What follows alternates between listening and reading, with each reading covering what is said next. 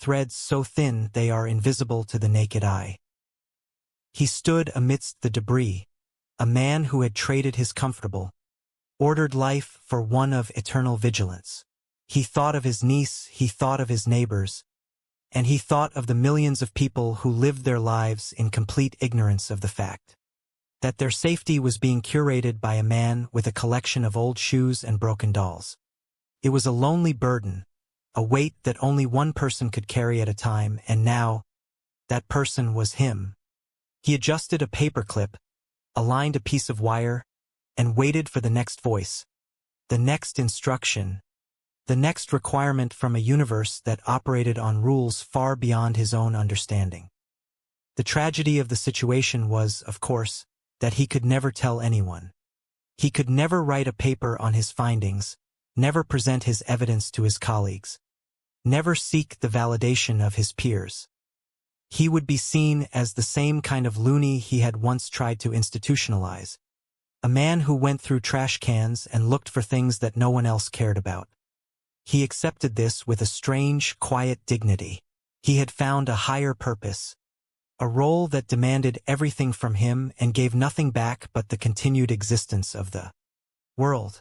It was a noble calling, in its own bizarre way, a life dedicated to the unseen, the ignored, and the utterly, terrifyingly necessary. Days turned into weeks, and the doctor became a master of the mundane. He learned to listen to the silence, to interpret the subtle shifts in the rhythm of the city as signals for his next task. He found joy in the hunt, satisfaction in the acquisition of a singular, specific item that no one else would ever miss. He developed a keen eye for the discarded, realizing that everything had a place, everything had a purpose, and everything was, in the grand scheme of things, connected in a delicate, shifting, and impossible network of cause and effect. He became the guardian of the balance, a silent, unseen sentinel in a world that remained loud, chaotic, and oblivious to the quiet work that kept it from falling into the void.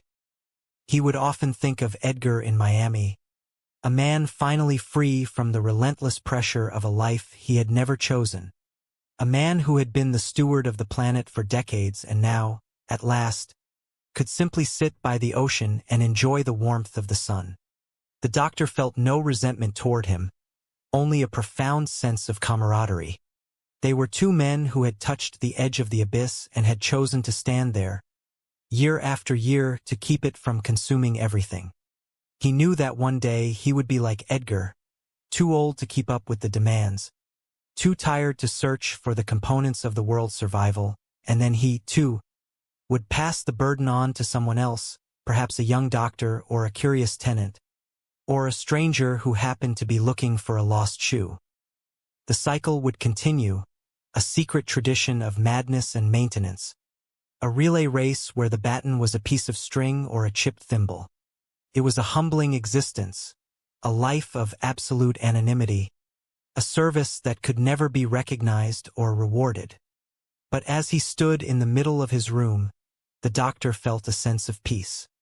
He had moved past the need for logic, past the need for explanation, and had entered a state of pure functional acceptance. He was where he needed to be. He was doing what needed to be done. And if, in the years to come, there were strange catastrophes or minor inconveniences in the world, he would simply work harder, search deeper, and ensure that the next adjustment was the right one. He looked at the wall, at the collection of items he had painstakingly gathered, and he felt a surge of pride.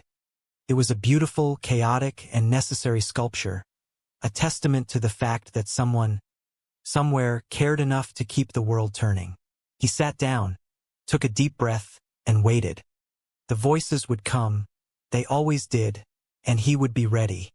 He was Dr. Jeremy Sinclair, and he was the keeper of the balance, the man who held the world together with paper clips and string, a humble servant of a truth that no one would ever believe. The room was quiet, the city was alive outside, and in the heart of the apartment, the secret, essential work of the world continued, one small, insignificant piece at a time. in the quiet corner of a bustling city where the noise of progress often drowns out the whispers of the unseen, there lived a man named Edgar Witherspoon. To his neighbors, and most notably to his exasperated landlady Mrs. Milligan, he was nothing more than an eccentric old man, a complete nutcase, a genuine wacko who spent his days scouring garbage dumps and rummaging through trash cans for the most peculiar treasures. He was a man obsessed with finding 3 paper clips, a chrome coat hanger, or perhaps 1 patent leather tap shoe. He was the scourge of the apartment building, a tenant who refused to let anyone cross the threshold of his home, not even his own niece, who worried deeply about his isolation and his dangerous hoarding. Dr. Jeremy Sinclair, a man of science and a psychiatrist of some repute, was brought into the situation by a desperate Mrs. Milligan. She spoke of fire hazards, of bicycle spokes and baseball cards, and of the growing fear that Mr. Witherspoon was a danger to himself and others. The doctor, initially skeptical and weary, approached the apartment with the clinical detachment of a man who had seen every form of human frailty. He arrived just as Edgar was dismissive, his focus entirely consumed by a singular, urgent task, muttering about the necessity of finding a brass thimble. When the doctor finally gained entry under the guise of concern, he was met not with the chaotic mess he expected, but with something entirely different.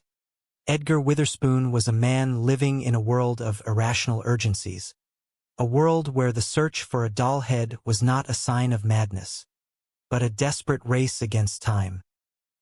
He spoke of Santa Barbara and the peril of it falling into the ocean, his voice a tremor of genuine, frantic responsibility. He was an engineer in a former life, a man who had once built things of substance, but now he was an architect of the invisible. As Dr. Sinclair tried to reason with him, to impose the order of logic upon the apparent chaos of Edgar's life, he learned the secret that bridged the gap between a broken mind and the foundations of reality. Edgar claimed to hear a voice, a directive from a higher authority that spoke to him in the park while he fed the pigeons. The voice had revealed to him the nature of existence, comparing the world to the inner workings of Big Ben.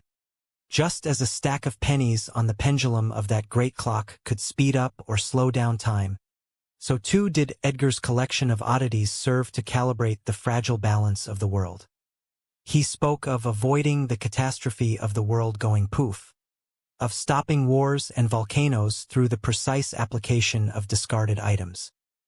The doctor, caught between his training and the evidence of his own senses, found himself questioning the boundaries of sanity. Was it the delusions of a lonely man? Or was there truly a mechanism behind the veil of reality that required the intervention of a man with a penchant for gathering lost things? The turning point came when Edgar accurately predicted the destruction of a tiny island called Tatoa by a tidal wave at exactly 3:17 in the afternoon. The chilling confirmation from the news reports left the doctor stunned, his professional skepticism shattered by the cold, hard fact of the event. Panic set in as Dr. Sinclair realized that the landlady, acting on his own initial advice, was clearing out what she perceived to be junk, unaware that she was dismantling the very safeguards of the planet. He raced to stop her, managing to preserve the delicate, incomprehensible sculpture that Edgar had constructed within his apartment. In that moment of frantic intervention, the roles were reversed. The doctor, the man of medicine, became the observer of a miracle, a witness to a burden that no one else was prepared to carry. When they finally met again, the air between them was heavy with the weight of the unknown. Edgar, having been released from the